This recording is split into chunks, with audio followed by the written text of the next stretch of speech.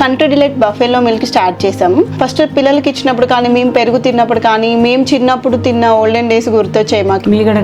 మీగడ కూడా పాలు కాచాక మీగడ బాగా రావడం, అప్పుడు మా చిన్ననాటి రోజులు గుర్తొచ్చాయి అన్నమాట. తెలంగాణ రాజకీయాల విషయానికి వస్తే, ఈ తెలంగాణలో స్థానిక సంస్థల ఎన్నికలకు షెడ్యూల్ రిలీజ్ అయింది. ఈ నెల 9న నోటిఫికేషన్ కూడా వస్తుంది. కోడ్ అమల్లోకి వచ్చింది. గ్రామాల్లో హడావుడి నెలకొంది సార్. ఆశావాహులు కూడా పోటీ చేయడానికి సిద్ధమైపోతూ ఉన్నారు. కానీ బీజేపీ ఎంపీ ఈటెల రాజేందర్ కొన్ని విషయాలు చెప్తూ ఉన్నారు సార్.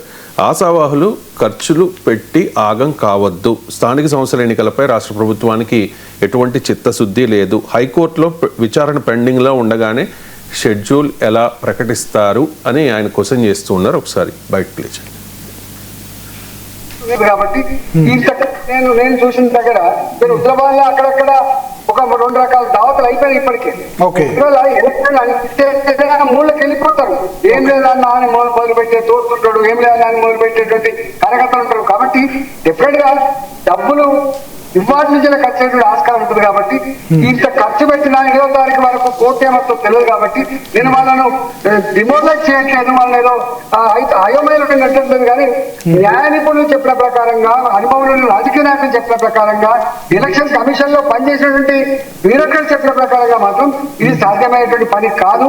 ఇది ఇట్లా జరగదని చెప్పి మాత్రం చెప్తున్నారు. నేను చూసిన దగ్గర మీరు ఉత్తరవాళ్ళ రైట్ సార్. అంటే ఒకవేళ గెలిచిన ఉపయోగం ఉండదు అనేది ఈటెల రాజేందర్ వాదన. దాంతోపాటు ఒక 2 అంశాలను ఆయన లేవనెత్తారు సార్. బీహార్లో 2023లో బీసీ రిజర్వేషన్లు 65% పెంచితే ఆ రిజర్వేషన్లను సుప్రీంకోర్టు కొట్టేసింది. రెండవది, మహారాష్ట్రలో 2018, 2021లో వికాస్ కిషన్ రావు గవాలి అనే అతను సుప్రీంకోర్టుకు వెళితే 5 జిల్లాల ఎన్నికలను రద్దు చేసింది అని చెప్పి ఆయన కొన్ని ఈ రెండింటిని ఆయన రైజ్ చేశారు సార్ ఈటెల రాజేందర్. సో గెలిచిన ఉపయోగం ఉండదు, వేస్ట్, డబ్బులు ఖర్చు పెట్టకండి అంటూ ఉన్నారు ఈటెల. అందుకే బీజేపీ ఎన్నికలు బహిష్కరిస్తే పని అయిపోతుంది కదా. నిన్ననేమో మన పత్రికల్లో చూసాం, పేజ్ 1లోనే బీజేపీ స్వతంత్రంగానే పోటీ చేస్తుంది అని. పోటీ చేయకపోవడం ఎందుకు? ఎలాగో ఎన్నికలు ఖర్చు పెట్టుకుంటే దావతులు ఇస్తే వేస్ట్ కదా. ఎలాగే ఎన్నికలు నిలబడవు కదా. కోర్టుల్లో బీహార్లో, మహారాష్ట్ర అనుభవాలు, ఉదాహరణలు ఉన్నాయి కదా. అలాంటప్పుడు ఎందుకు బీజేపీ ఎన్నికలు పోటీ చేయడం? సో ఇట్లా అందరూ తన పార్టీలో చెప్పి ఎన్నికలు బహిష్కరిస్తున్నాం, మేము ఉపయోగం లేదు, ఎన్నికలు ఇవి ఎలాగూ కోర్టులు కొట్టేస్తాయి, ఆయన కోర్టులో ఉండగా షెడ్యూల్ ఇవ్వడాన్ని మేము నిరసిస్తూ ఎన్నికలు బహిష్కరిస్తామని చెప్పమనండి. కోర్టులో కేసులు ఉండగా ఏది జరగద్దంటే దేశంలో స్తంభించిపోతుంది. భూమి గుండ్రంగా ఉండదు, భూమి తన చుట్టూ తిరగదు, సూర్యుని చుట్టూ తిరగదు. కోర్టులు స్టే ఇచ్చా, ఎన్నికలు జరపద్దు అని కోర్టు ఎక్కడన్నా స్టే ఇచ్చిందా చెప్పండి? కోర్టు స్టే ఇస్తే నిజమే ఎన్నికల నోటిఫికేషన్ సాధ్యం కూడా కాదు. కోర్టు స్టే ఇవ్వలేదు. ఏం జరుగుతుంది ఇప్పుడు? గ్రూప్ 1 నోటిఫికేషన్లో సెలెక్ట్ అయిన వాళ్ళకు ఉద్యోగ పత్రాలు ఇచ్చారు. ఏమని ఇచ్చారు? Subject to the final judgement అని ఇచ్చారు.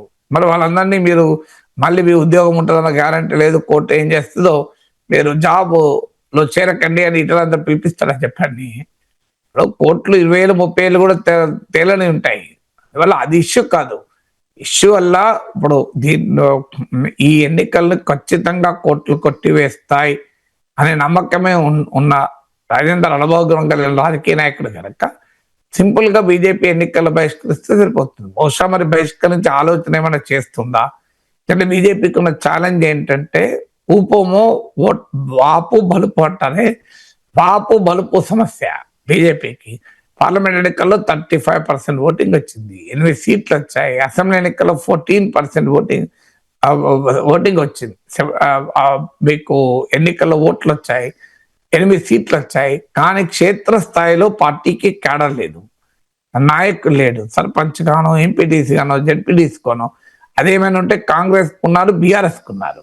అందుకే ఇటీవల కాలంలో పెద్ద ఎత్తున ఇతర పార్టీల నుంచి రప్పించడానికి రామచంద్రరావు శతవిధాల ప్రయత్నం చేస్తున్నాడు.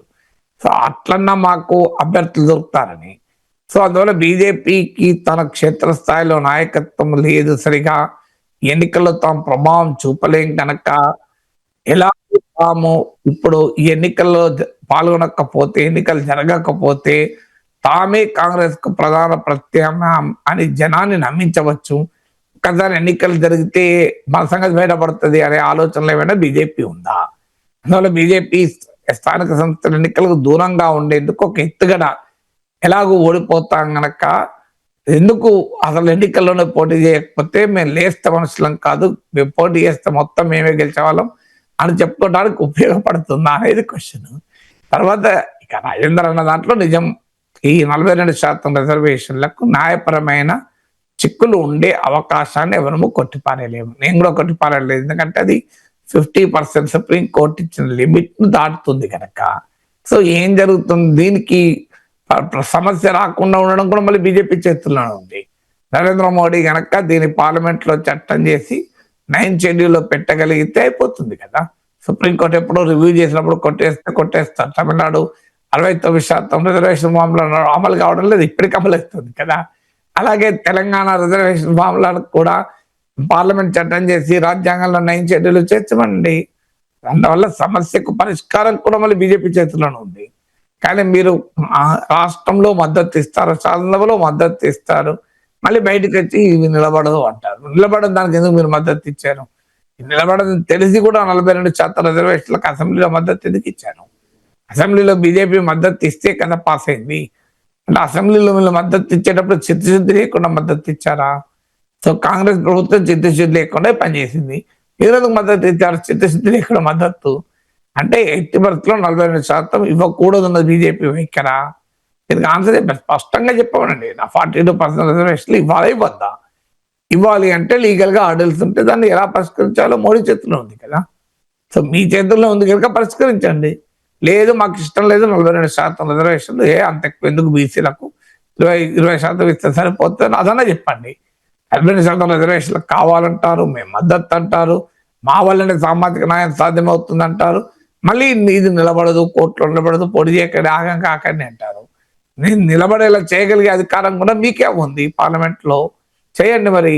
అందువల్ల అసలు బీజేపీ వైఖరి ఏంటి? స్థానిక సంస్థల్లో పోటీ చేస్తుందా చేయదా, బహిష్కరిస్తుందా చెప్పమనండి మొదలు.